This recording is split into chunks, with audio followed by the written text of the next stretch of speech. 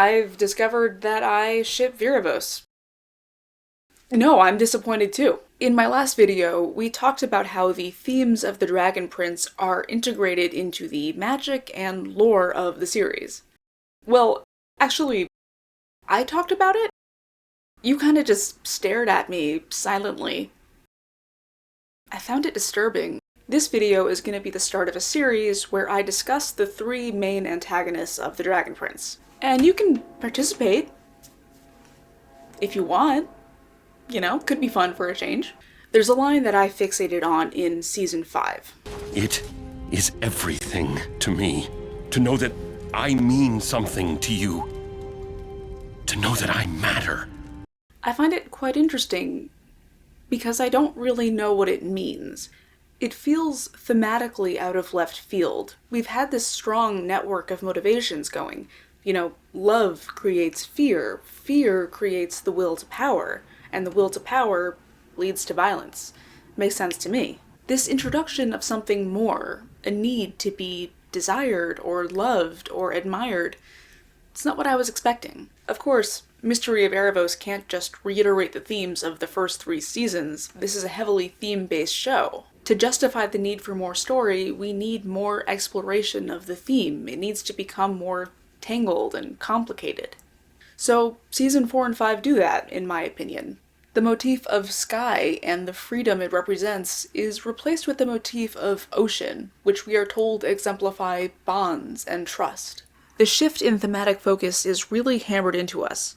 Viren's fever dream shows him charging into a sea of blood as he tries to save his daughter, his blood, from sinking into the same trajectory he did. Much of the season is about a marriage, not just between individuals, but cultures. And maybe species?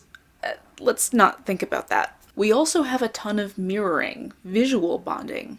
Callum mirrors Viren, and Viren mirrors him right back. Kareem mirrors Viren, Claudia mirrors Viren, Viren mirrors Viren, Rayla mirrors Amaya, Ezrin mirrors Harrow, and Janai mirrors Ezrin. Claudia and Rayla seem to mirror each other all the time. Viren mirrors Harrow in his acceptance of death to break a chain. There's also a literal mirror, which in turn evokes the death of Avazandum, which started the whole story. Bonds and connections and cycles everywhere. But is this just a shift in theme? Or is the story in the midst of an ironic and tragic moral collapse? I am feeling so dramatic today. Freedom and love are almost opposites. One can be either fettered or unfettered. There's a dichotomy there. And indeed, the Dragon Prince does sometimes take an anti-love stance. Not literally, but within the thematic language of the show, specific love for individuals needs to be tempered with a sort of universal love. Harrow is a really solid example of this. He's supposed to be a servant to his nation, but he opts into a situation where 50,000 of his own people will die of starvation. His love for his own does not overrule his responsibility to the world. And of course, he dies because of an act of hatred for Avazandum, but that hatred is rooted in a love for Sarai.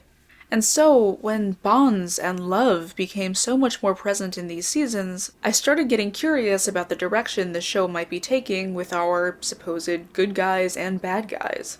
Is it good that Callum trusts Rayla after she sneaks into his office? I mean, hey, she's probably good-intentioned, but maybe it's kind of short-sighted to preferentially pardon your own buddy when you have a position of huge authority and prominence. And Janai and Amaya are super cute and I'm rooting for them, but Janai doesn't seem to have thought through the implications of her marriage to a human. She's kind of inviting the oncoming insurrection that the Season 5 finale seems to be foreshadowing. And these missteps aren't a mistake. Ezrin's speech in the beginning of Season 4 telegraphs that we are wading into new waters. Our free, unencumbered child characters are older now. And as their bonds and loves and relationships grow, so will their capacity for violence. Finnegrin's Wake had some truly insufferable everybody say love moments. This show has never fixated on love to this extent. Love is a volatile, tricky thing that needs to be handled carefully. But that was a misdirect, wasn't it? Just a few minutes later, we find out that Callum has done dark magic to save Rayla. His love causes him to sacrifice his values. In just a short scene, our thematic framework is back in business. The power of love, or whatever, is just not something the show subscribes to. Speaking of subscribing, you may have noticed that your subscribe button just became kind of rainbowy and nice when I said that word. Feel free to click it. It seems pretty inviting. Why not?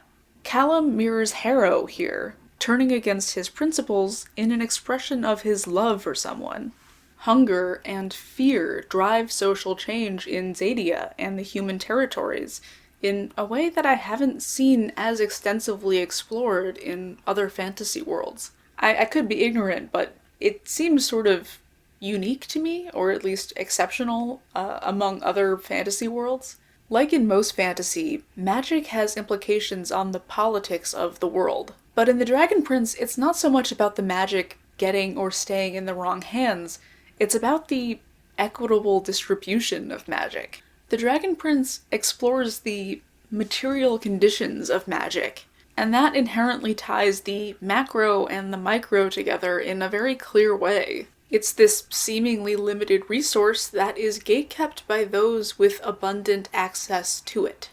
And that affects everything from who will win a war to how good the harvest will be that year. And in turn, that will affect whether your wife gets to watch her children grow up, or if your son gets to survive an illness. Violence can absolutely be an expression of love, and magic is used to demonstrate that. So, I'm assuming you're with me so far. The Dragon Prince believes that love can be a vice. With all this in mind, let's return to our first big bad, Viren. The daddy of daddies.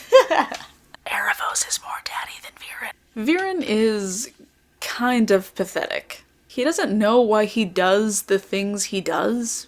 Even his acts of self-immolation in service of his cause don't read as badass. He's fumbling around in the dark for anything to latch onto. He literally meets Erebos because he throws a hissy fit and all the lights turn off. Viren is just so tragic to me.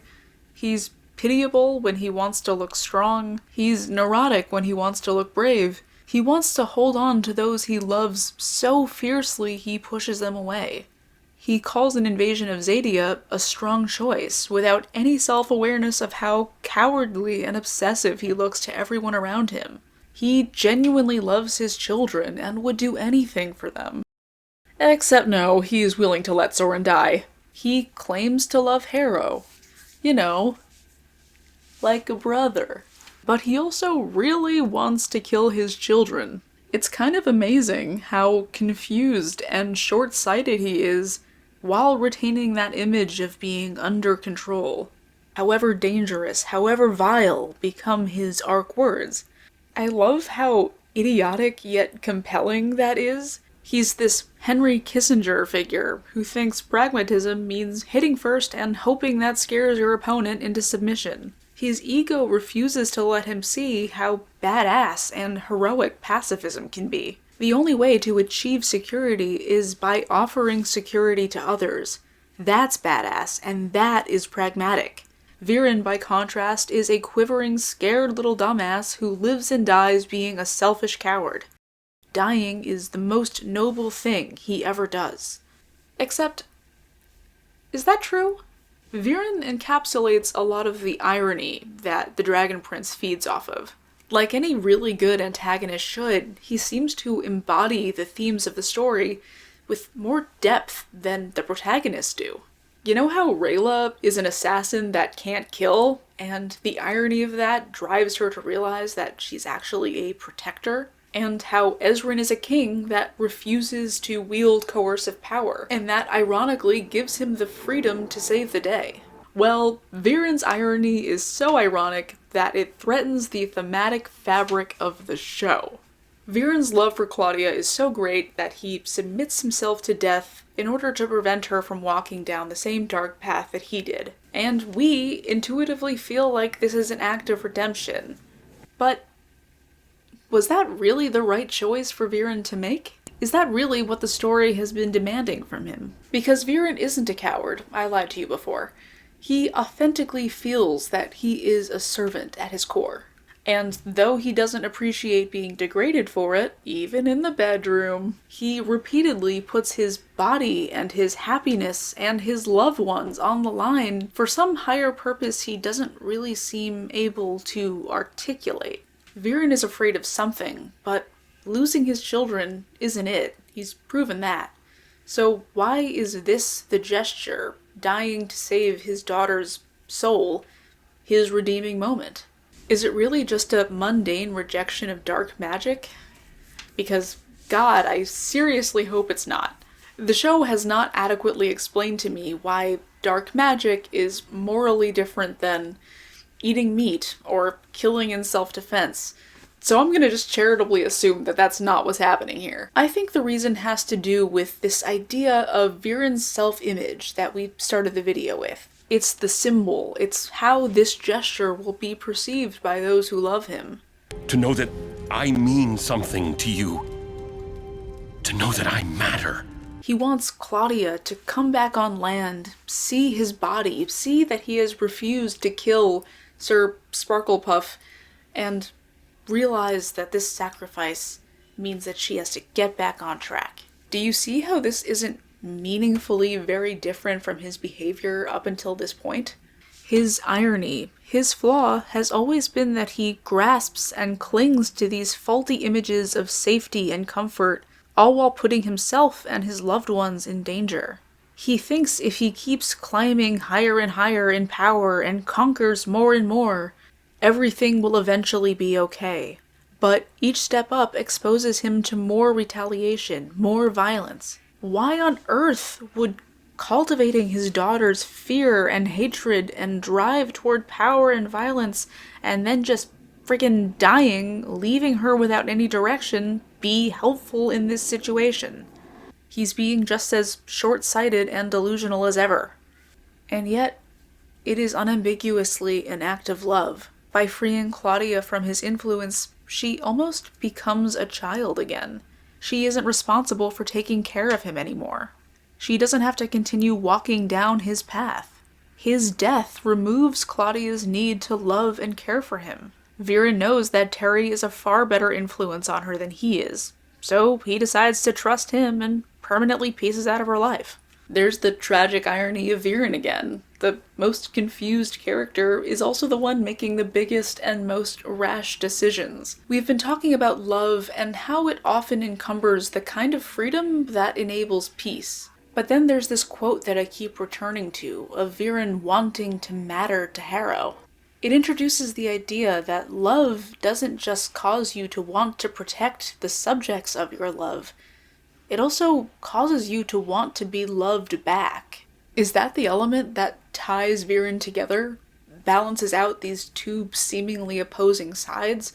The trembling fear and the callous recklessness? Viren's biggest sin is the cruelty with which he offers up his children to the advancement of his projects. They are his greatness. He doesn't just love them, they are the thing about him that is to be loved and admired. They are his greatness. They are what makes him admirable and lovable. He doesn't know his children because he doesn't really see them as individuals. He sees them as extensions of himself. This becomes strikingly clear through his adorable relationship with Terry. Viren comes to know Terry in a way that he never even tries to get to know his own children. Terry pushes back against Viren, forces him to consider things from his perspective. And Viren actually admires him as a result. He even calls him wonderful. And he says trans rights. Viren's treatment of Soren really clinches this for me. Soren's body is just a resource that Viren gets to use. Viren isn't strong like his son, so Soren gets to be his strength. Claudia is a more powerful mage than he is, having grown up learning this material while Viren had to learn it as an adult. So her powers just become an extension of his. But we all die alone. In his final moments, Viren becomes his own entity again. He decides to set his children free and reckon with the sum of his value without them. Who does he see in himself in those final moments? What was he without his children, without his tools for recognition and love? And whatever he saw there, did it mean something to anyone? Did it matter to anyone? Well, luckily for him, a bunch of Claudia's blood got in the ocean, so maybe he'll get resurrected after all. Better luck next time. Speaking of Claudia, tune in next time to learn about the other side of the coin. What does it mean to be an extension of our parents? What happens when our need to protect those we love actively hurts them? Would I both kill and die for Terry? Yes. Sorry, that wasn't a cliffhanger. See you in the next one. Have I raised my eyebrow sufficiently on this channel? I can do it. Weirdly, I'm right-handed, but I can only raise my left eyebrow. I literally can't isolate the muscles for my right eyebrow, which is super weird.